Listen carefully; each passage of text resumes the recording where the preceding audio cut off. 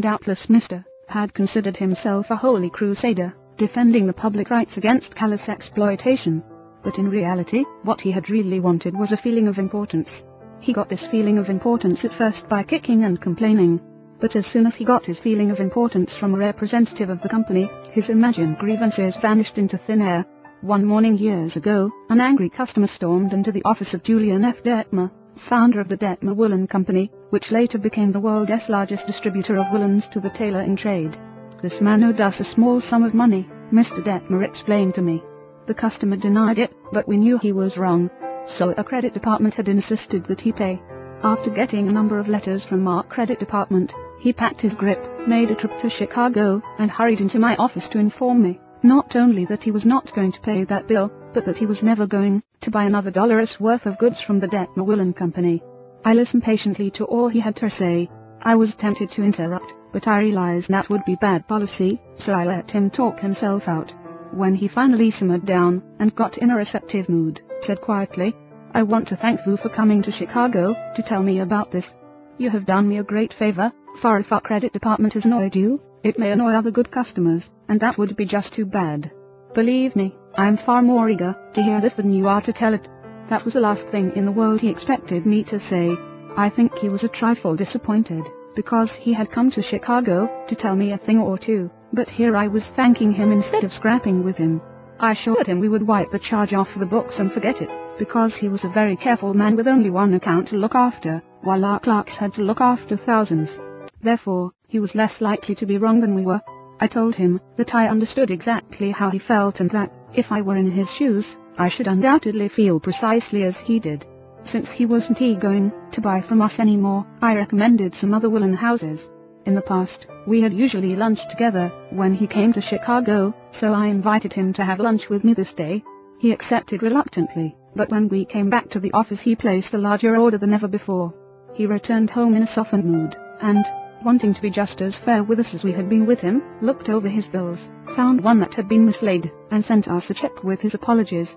Later, when his wife presented him with a baby boy, he gave his son the middle name of Detmer, and he remained a friend and customer of the house until his death 22 years afterwards. Years ago, a poor Dutch immigrant boy washed the windows of a bakery shop after school, to help support his family. His people were so poor, that in addition he used to go out in the street with a basket every day and collect stray bits of coal, that had fallen in the gutter, where the coal wagons had delivered fuel. That boy, Edward Bok, never got more than 6 years of schooling in his life, yet eventually he made himself one of the most successful magazine editors in the history of American journalism. How did he do it? That is a long story, but how he got his start can be told briefly. He got his start by using the principles advocated in this chapter. He left school when he was 13, and became an office boy for Western Union, but he didn't for one moment give up the idea of an education.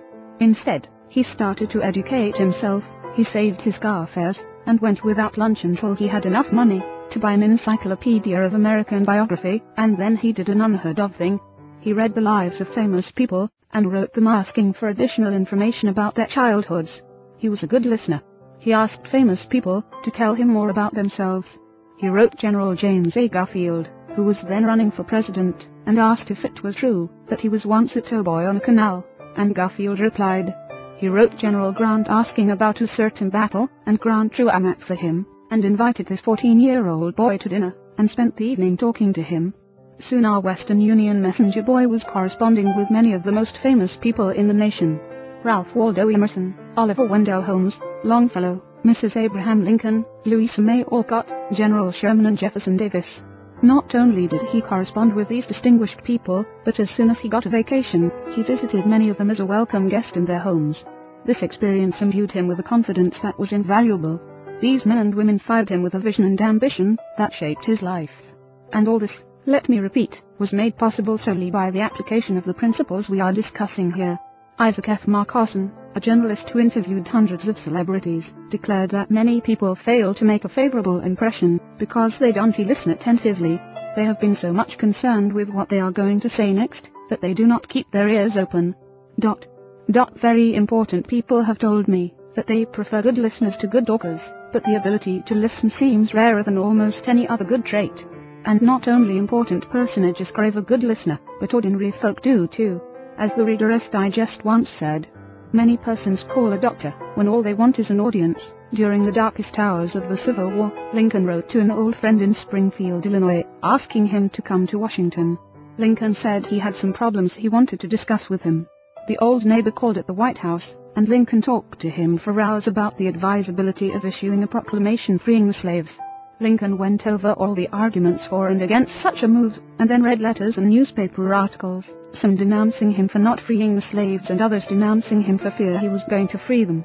After talking for hours, Lincoln shook hands with his old neighbor, said good night, and sent him back to Illinois without even asking for his opinion. Lincoln had done all the talking himself. That seemed to clarify his mind. He seemed to feel easier after that talk, the old friend said. Lincoln hadn't wanted advice, he had wanted merely a friendly, sympathetic listener to whom he could unburden himself. That's what we all want when we are in trouble. That is frequently all the irritated customer wants, and the dissatisfied employee or the hurt friend. One of the great listeners of modern times was Sigmund Freud. A man who met Freud described his manner of listening. It struck me so forcibly that I shall never forget him. He had qualities which I had never seen in any other man. Never had I seen such concentrated attention. There was none of that piercing, soul-penetrating gaze business. His eyes were mild and genial. His voice was low and kind. His gestures were few, but the attention he gave me, his appreciation of what I said, even when I said it badly, was extraordinary. You've no idea what it meant to be listened to like that. If you want to know how to make people shun you, and laugh at you behind your back, and even despise you, here is the recipe. Never listen to anyone for long. Talk incessantly about yourself. If you have an idea, while the other person is talking, don't wait for him or her to finish. Bust right in and interrupt in the middle of a sentence. Do you know people like that? I do, unfortunately, and the astonishing part of it is that some of them are prominent. Bores, that is all they are, bores intoxicated with their own egos, drunk with a sense of their own importance. People who talk only of themselves think only of themselves. And those people who think only of themselves, Dr. Nicholas Murray Butler, longtime president of Columbia University, said, are hopelessly uneducated. They are not educated, said Dr. Butler, no matter how instructed they may be. So if you aspire to be a good conversationalist, be an attentive listener. To be interesting, be interested. Ask questions that other persons will enjoy answering. Encourage them to talk about themselves and their accomplishments.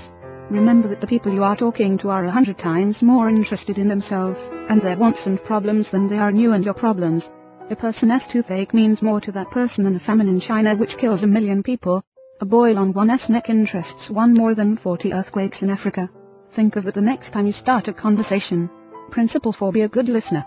Encourage others to talk about themselves. 5. How to interest people. Everyone who was ever a guest of Theodore Roosevelt was astonished at the range and diversity of his knowledge. Whether his visitor was a cowboy or a rough rider, a New York politician or a diplomat, Roosevelt knew what to say. And how was it done? The answer was simple. Whenever Roosevelt expected a visitor, he sat up late the night before, reading up on the subject in which he knew his guest was particularly interested. For Roosevelt knew, as all leaders know, that the royal road to a person's heart is to talk about the things he or she treasures most. The genial William Lyon Phelps, essayist and professor of literature at Yale, learned this lesson early in life. When I was 8 years old, and was spending a weekend visiting my Aunt Libby Lindsley at her home in Stratford on the Housatonic, he wrote in his essay on human nature, a middle-aged man called one evening, and after a polite skirmish with my aunt,